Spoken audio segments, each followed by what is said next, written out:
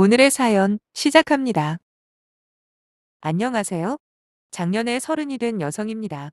평소에 다른 분들 사연을 듣기만 했지, 이렇게 제가 직접 제 사연을 쓰는 날이 오리라고는 상상도 못했네요. 막상 이혼은 했는데 마음 한켠이 여전히 갑갑하고 짜증이 남는 건 어쩔 수가 없나 봅니다. 그렇다고 딱히 털어놓을 사람도 없고 해서 여기에 찾아오게 된 거예요. 이혼한 전 남편과 처음 만남부터 주저리 늘어놓을 생각은 없어요. 친구가 주선해준 만남에서 서로 사귀게 되었고 2년 반이라는 시간 동안 연애를 하다 결혼을 했습니다.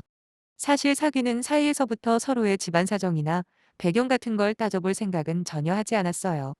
물론 지금은 그 점이 후회가 되지만 왠지 그때는 정말 결혼까지 하게 될 줄도 몰랐고 괜히 그런 걸 따지는 게 속물처럼 보이기도 했던 것 같고요.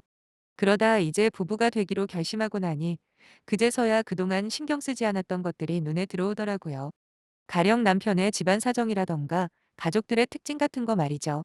맨 처음 정식으로 인사를 드리러 갔을 때만 해도 시부모님에 대한 첫인상은 좋은 편이었습니다. 특히 남편이 생전 연애를 안 하는 눈치다 보니 시부모님께서 걱정이 많으셨대요. 심지어 당신 아들한테 무슨 말 못할 문제라도 있나라는 의심까지 하셨답니다. 그런 와중에 남편이 저를 결혼할 여자라고 데리고 갔으니 시부모님께서 얼마나 좋아하셨을지 상상이 되시나요? 실제로 어머님께서는 앞으로 시어머니와 며느리 사이보다는 진짜 모녀 사이처럼 친하게 지내자 하셨습니다. 다른 집들처럼 저는 친정엄마와 사이가 굉장히 좋아요. 때론 친구처럼, 또 때로는 큰언니처럼 의지하고 지내왔지요. 뭐 저희 친정부모님 이야기가 나와서 말이지만 저희 친정부모님은 환갑이 지난 지금도 일을 하고 계십니다. 그렇다고 돈이 없거나 형편이 어려워서 어쩔 수 없이 일을 해야 하는 상황은 아니고요. 단지 사람 앞날이라는 게 한치 앞을 모른다고 하시면서 아프지 않고 몸을 움직일 수 있을 때 한 푼이라도 더 벌어야 한다는 주의시거든요. 두 분이 사시는 아파트를 제외하고도 꼬마 건물이기는 하지만 그래도 매달 꼬박꼬박 월세도 받고 계십니다. 거기다 정확한 금액은 모르겠지만 현금도 어느 정도 여유 있게 보유하고 계신 걸로 알고 있고요. 그럼에도 해녀나 자식에게 짐되는 부모가 되기 싫다며 지금까지 열심히 일을 하고 계시는 저희 친정부모님과는 달리 시부모님께서는 노후 대책이 별로 되어 있지 않았었지요. 살고 계시는 집은 그나마 작아지만 20평대의 노후된 아파트 한 채가 전부입니다. 거기다 나라에서 나오는 연금 조금과 통장에 있는 약간의 현금 정도가 재산의 전부라고 들었네요.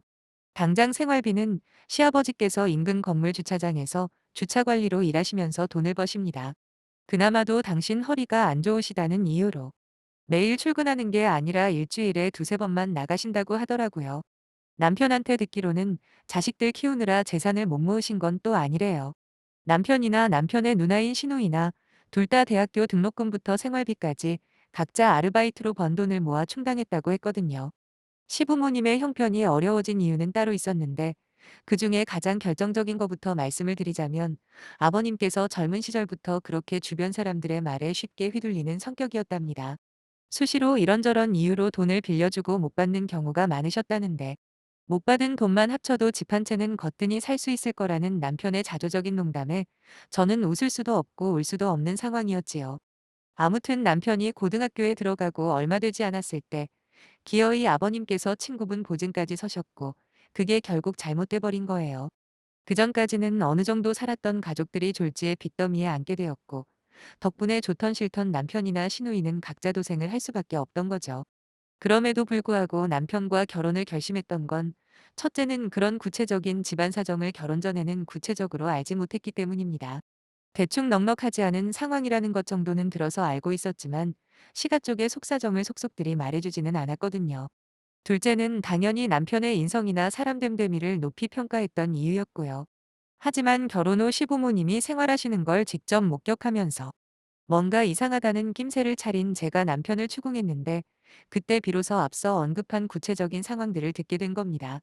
처음엔 속아서 결혼했다는 배신감에 남편에게 따지고 든 적도 있습니다. 남편은 말로는 미안하다면서도 자기는 거짓말은 하지 않았다고 주장을 하더라고요. 다만 자세히 말하지 않은 건 자기도 인정한다고 하는데 그 모든 사실을 알게 되었을 때는 이미 혼인신고까지 마친 상황이었기 때문에 별다른 뾰족한 수가 생각나지 않더군요. 그리고 시부모님 형편이 안 좋다고 해도 막상 저희한테 직접적인 손해만 끼치지 않는다면 괜찮을지도 모른다는 긍정적인 기대도 있었어요. 사실 남편과 이혼을 결심하기 전까지만 해도 매달 시부모님께 50만 원 용돈을 드리는 것 빼고는 따로 저희한테 물질적인 걸 바란 적 없으신 건 맞습니다. 그렇게 제 나름의 근거를 가지고 시작한 신혼생활은 순탄하게 흘러갔어요. 혼자 힘으로 대학교를 졸업한 남편은 경제 개념 하나만큼은 저만큼 확실한 사람이었습니다. 저는 어려서부터 절약하는 게 습관처럼 몸에 배어 있거든요. 제 입으로 자화자찬하는 것 같아 말하기는 좀 그렇지만 제 또래 여자들과 비교해도 비교적 돈을 잘 버는 편에 속하지만 그럼에도 불구하고 저는 늘 아껴야 한다는 생각을 지니고 살아왔어요. 먹고 싶은 거 다 먹고 입고 싶은 거 다 입고 사는 사람이 몇 명이나 되겠습니까? 솔직히 사람 일이라는 게 당장 내일 무슨 일이 일어날지 아무도 모르잖아요. 아무래도 이런 마인드는 친정 부모님에게 배운 것 같긴 하네요. 그런데 그런 저와는 달리 시어머니의 씀씀이는 누가 봐도 대책이 없어 보였어요. 돈만 생겼다 하면 당신 먹고 노는데 쓰시는데 솔직히 꽤나 신경이 쓰이더라고요. 늘상 하시는 말씀이 뭐였냐면 아끼다 똥 되는 게 돈이라며 당신께서 하고 싶은 건 무슨 수를 써서라도 해야 하는 분이었네요. 심지어 밥에 반찬이라곤 김치 하나만 달랑 놓고 드실지언정 산악회며 수영이며 안 하시는 취미 활동이 없으셨지요. 아버님은 한때 지은 죄가 있어서 그런지 어머님께서 하자는 대로 그냥 끌려가는 분위기였고요. 솔직히 저희가 드리는 용돈 외에 따로 돈을 요구하셨다면 모르겠지만 그게 아닌 이상 제가 어머님의 생활 방식에 이래라 저래라 할 입장이 아니라는 건 저도 알아요. 하지만 제가 참을 수 없었던 건 어머님이 싼 똥을 저희한테 넘기려고 했다는 겁니다. 물론 가족끼리 어려울 때 돕고 사는 거 좋습니다. 살다 보면 좋을 때도 있고 힘들 때도 있는 법이니까요. 하지만 어지르는 사람 따로 있고 치우는 사람 따로 있는 건 아니잖아요. 심지어 어머님께서 결혼 생활 내내 저를 얼마나 비웃었는지 아직도 기억이 생생한데 이제 와서 무조건 도와달라니 저로서는 절대로 들어드리기가 싫었네요. 앞에도 말씀드렸듯이 저는 어떻게 해서든 생활비를 아껴 저축하는 게 최선의 대비책이라고 믿고 살았습니다. 그런 저를 어머님은 이해가 안 된다며 한 번 살다가는 인생인데 왜 그렇게 미련하게 사냐대요. 저처럼 돈돈돈하고 살다가 그냥 한순간에 가버리면 그게 무슨 소용이겠냐는 농담을 가장한 악담까지 하셨을 정도라니까요. 뭐 할 말은 많았지만 며느리 입장에서 시어머니랑 싸워봐야 무슨 득될 게 있겠습니까? 그냥 한 귀로 듣고 한 귀로 흘려버리기 일쑤였죠. 그러다 정말 상상도 못한 일이 터져버리고 말았던 거예요. 도대체 어머님은 무슨 생각으로 그러셨던 걸까요? 남편에게 2살 많은 누나가 한 명 있는데 유치원에서 보조교사로 근무하고 있거든요. 보통 신우랑 올케 사이가 안 좋기로 유명하다지만 저희는 조금 달랐어요. 기본적으로 유순하고 조용조용한 성격의 신우이라 비록 친구처럼 친한 것까지는 아니었어도 만나면 웃는 얼굴로 이런저런 대화도 잘 통하는 사이였죠. 남편 없이 둘이 만나서 커피 한 잔 정도는 어색함 없이 할 수 있는 그런 사이 말이에요. 게다가 어머님에게 얼마나 순종적인지 한 번도 싫다 소리 한 번 안 하고 컸다는군요. 솔직히 저렇게까지 쩔쩔매야 하나 싶을 만큼 자기 부모님에게 반항 한 번 안 하는 시누이였고 그런 시누를 보면서 솔직히 내심 안심했던 부분도 있습니다. 어떻게 들으실지는 모르겠지만 시부모님이 훗날 노후 문제가 생겼을 때 저희 부부만이 오롯이 뒤집어쓸 일은 없겠구나 뭐 그런 생각 말이에요. 하지만 저와 남편이 몰랐던 사실이 있었어요.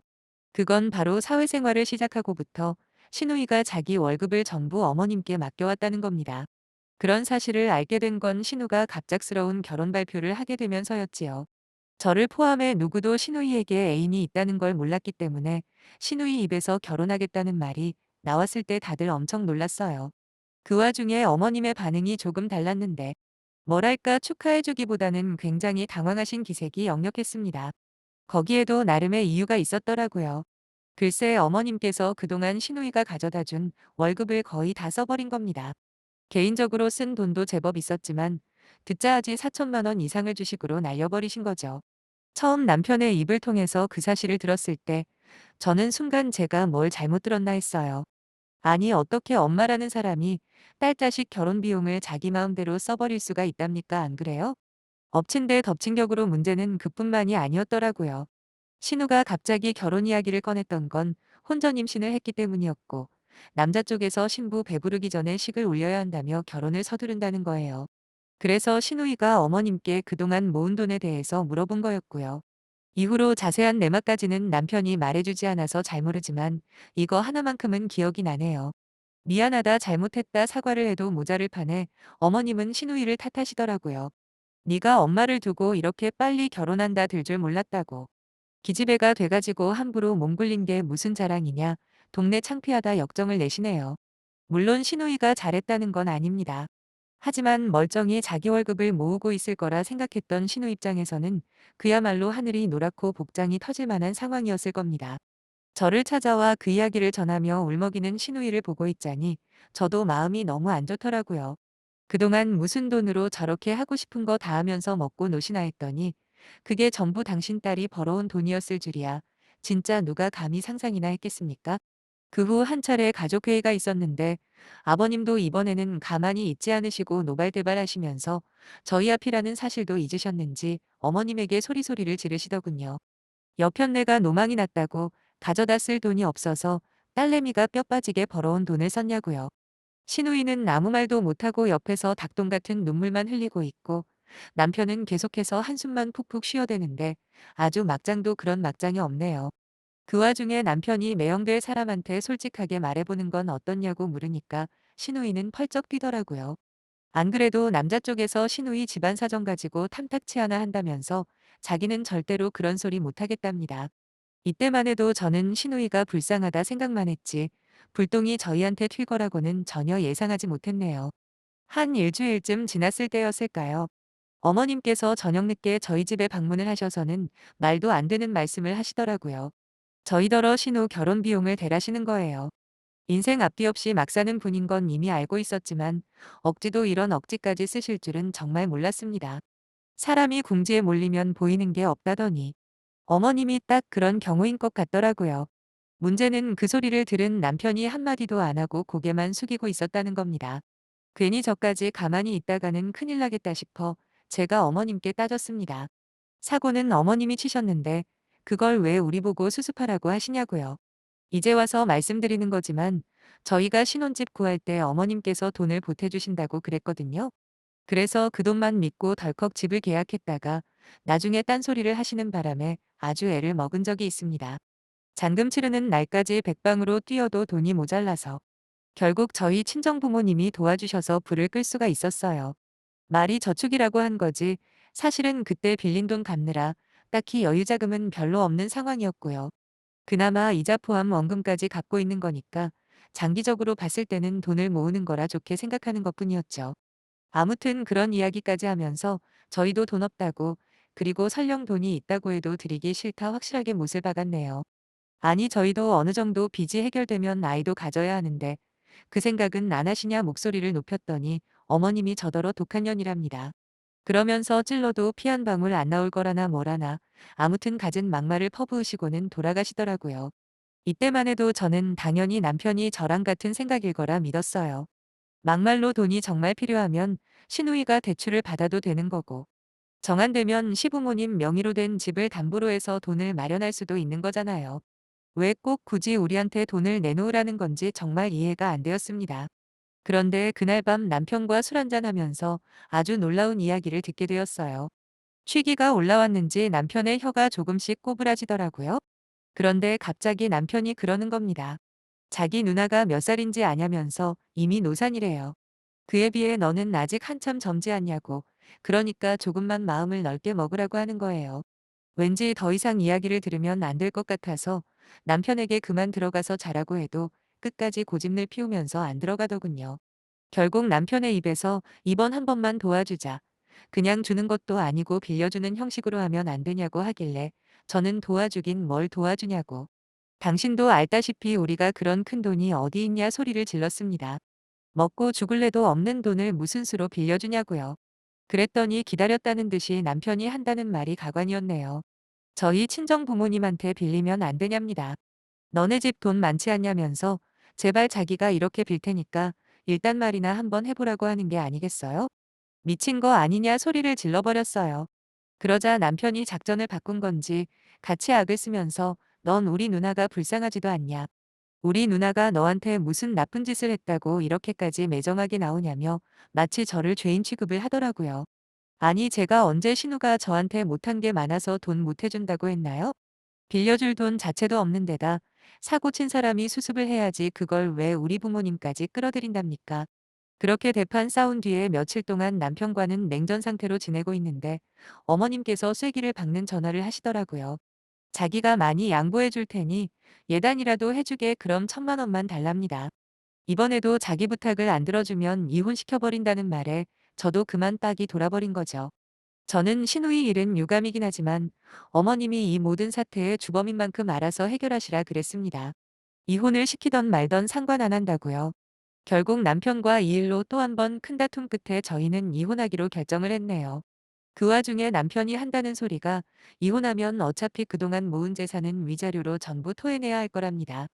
제가 등신도 아니고 아무 대책 없이 이혼하자고 했겠냐고 너랑 나랑 2년도 채 안 살았다. 위자료 같은 소리는 개나 주라고 해버렸네요. 정확하게 각자 기여한 만큼 재산 분할만 하고 깔끔하게 이혼 마무리했습니다. 위자료는 개뿔. 남편이 결혼할 때 모은 돈이랍시고 넣은 돈이 딱 3,000만 원이었어요. 물론 시부모님이 7,000만 원 해주신다고 약속했다가 어기는 바람에 그 개고생을 한 거고요. 7,000만 원이라는 돈 자체가 없는데 어떻게 뻔뻔하게 그런 약속을 한 건지 지금 생각해도 황당하네요. 그 뒤로 그쪽과는 일체 연락한 적이 없기 때문에 시누이가 결혼을 했는지 안 했는지 알 수는 없습니다. 뭐 재산 분할 받은 걸로 시누 시집 가는데 보태줬을라나 모르겠네요. 참 등신 머저리 같은 남편도 한심하지만 돈 앞에서는 자식들 인생이고 뭐고 안중에도 없는 인간이 과연 부모 자격이 있을까요? 남편은 모르겠지만 시누이가 불쌍할 뿐입니다. 부디 그런 부모 같지도 않은 사람 밑에서 벗어나길 바라면서 제 인생이나 똑바로 잘 살아야겠습니다. 비록 이혼녀 딱지를 달긴 했지만 꿋꿋하게 한 걸음 한 걸음 나아가려고요. 끝까지 읽어주셔서 감사합니다.